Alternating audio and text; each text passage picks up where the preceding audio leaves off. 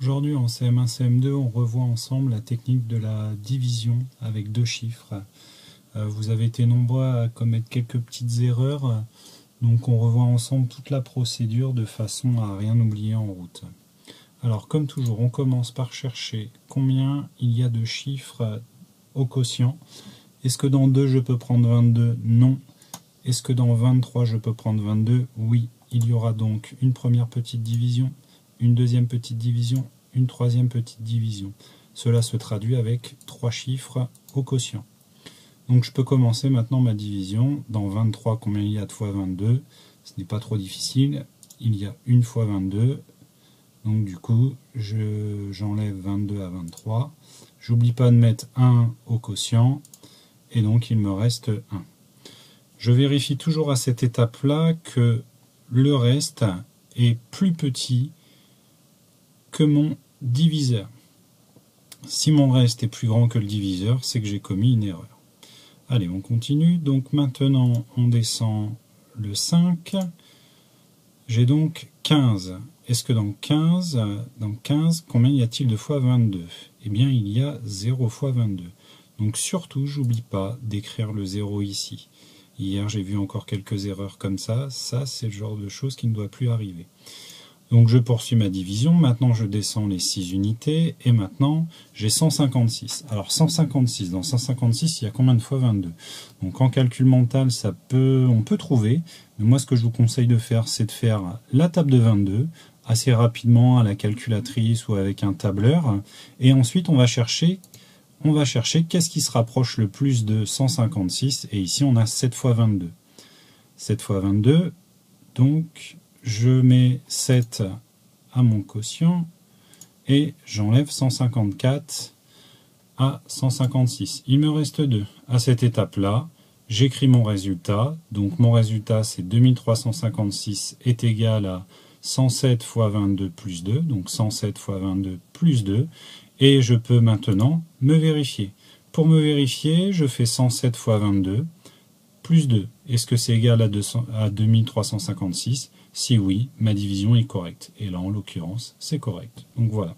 À vous de jouer maintenant pour les prochaines divisions. Donc on continue en CM1, CM2 avec les 2 exercices du jour. Alors si je les présente comme ça, c'est parce que les CM1 peuvent faire les exercices des CM2 et les CM2 peuvent faire les exercices des CM1. C'est pour clôturer un petit peu notre travail sur la division. Donc je vais commencer par les CM2 qui eux ont un petit peu de calcul mental à faire. Alors voici la décomposition de certaines divisions. Donc le dividende, je vous rappelle, on prend dedans. Le diviseur, c'est le nombre partageur. Le quotient, c'est notre résultat. Et le reste, c'est ce qui reste.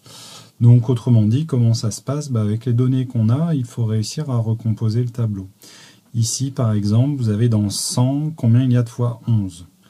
Donc vous trouvez combien il y a de fois 11 et ensuite le reste. Alors, vous voyez, c'est bien indiqué, diviser sans poser l'opération. Il n'est pas interdit, une fois que vous avez trouvé une solution, de la vérifier. Et justement, pour la vérifier, c'est exemple le cas de cette ligne-là. Vous avez donc en diviseur 12, vous avez en quotient 4, et vous avez en reste 2. Donc si on se souvient bien de la formule du résultat, il faut qu'on procède en faisant 12 fois 4 et rajouter 2. Et normalement, on va retrouver le dividende. Et ici, donc, un petit peu plus compliqué, on a le dividende, il faut retrouver le diviseur, et ainsi de suite. Donc là, il va falloir se creuser un petit peu la cervelle pour réussir à trouver les éléments manquants. Tout ça sans poser l'opération. Ensuite, un petit problème qui parle de la maquette de Notre-Dame de Paris qui a été réalisée avec 400 000 allumettes. Combien de boîtes de 240 allumettes ont été nécessaires pour sa fabrication? Donc vous pouvez constater que ici c'est un nombre à 3 chiffres, mais qu'il y a un 0. Donc en principe, vous êtes tout à fait capable de réussir la division. J'attends avec impatience vos retours. Et enfin, pour ceux que ça intéresse, vous pouvez faire le défi maths. Maintenant en CM1, donc c'est un petit peu différent, puisque les CM1, eux, ont un tableau, exactement comme les CM2, avec dividende, diviseur, quotient, reste. Sauf que eux, ils peuvent poser l'opération. Vous pouvez donc chercher dans 2476, combien il y a de fois 14, et ainsi vous trouverez le quotient et le reste. Pensez à vous vérifier quand vous avez fini. De même que je viens de l'expliquer pour les CM2, vous aurez cette fois le diviseur, le quotient, le reste. Il faut retrouver le dividende. Voilà. Et pour la suite, je vous laisse vous débrouiller puisque je pense que vous avez compris le principe. Et enfin, un petit problème pour nos CM1 qui peut être aussi partagé avec les CM2. Chaque année, la forêt française augmente de taille car on plante de nouveaux arbres. En 2015, on en a planté 70 millions. Combien d'arbres ont été plantés en moyenne chaque mois?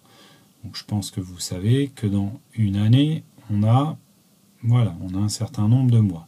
Pour 70 millions, réfléchissez bien les CM1, puisque ça nous est déjà arrivé de rencontrer des millions. On n'a pas particulièrement travaillé dessus, ça fera l'objet de notre prochain thème d'étude. Mais 70 millions, donc ça dépasse les centaines de mille, il y a les unités de millions, les dizaines de millions, et on arrive à 70 millions. Vous pouvez regarder un tableau de nombres pour réussir à retrouver ça. Et si ça vous intéresse, vous pouvez aussi faire le défi maths. Bien entendu, j'attends vos réponses. Bon courage à vous, on se retrouve bientôt. Pour clore ce chapitre sur les divisions, je vous propose de vous rendre sur le site internet logicieléducatif.fr, soit en CM1, soit en CM2, d'aller dans la rubrique calcul pour trouver, attention, table de division qui est ici. Le but, faire des divisions mentalement. Donc vous avez la présentation qui est ici, vous appuyez sur continuer, et là vous pouvez choisir les tables que vous voulez, tout en sachant qu'on a un niveau de difficulté supérieur, puisque vous pouvez jouer avec table de 11, table de 12. Vous pouvez choisir les tables que vous voulez, vous pouvez dire toutes les tables, vous pouvez choisir les tables faciles, les tables difficiles. Et une fois que c'est lancé, eh bien à vous de jouer. Allez, on va faire un exemple avec la table de 10. Voilà, et donc vous avez la médaille de bronze, votre animal de compagnie préféré est ici, et le but, d'arriver avant l'autre, tout simplement. Médaille de bronze, donc vous avez médaille de bronze, médaille d'argent, médaille d'or, le but, obtenir la médaille d'or. Donc 10 divisé par 10, c'est pas très difficile, on met le résultat, voilà, et ainsi de suite. Alors, si mentalement vous êtes gêné par 90 divisé par 10, vous pouvez vous dire, dans 90, combien il y a de fois 10? Et là, ça va reprendre un petit peu le fonctionnement qu'on avait en classe. Donc voilà, le but pour notre petit lion, arriver en premier. Si vous vous trompez, voilà, vous le savez tout de suite, on reste sur place. Et allez, on essaye d'arriver en premier. Voilà, une fois que vous avez gagné, vous avez votre temps et vous pouvez continuer vers l'autre médaille. Voilà, sur ce, moi je vous laisse ici, je vais terminer la médaille d'argent et on se retrouve pour une prochaine vidéo un petit peu plus tard. À bientôt.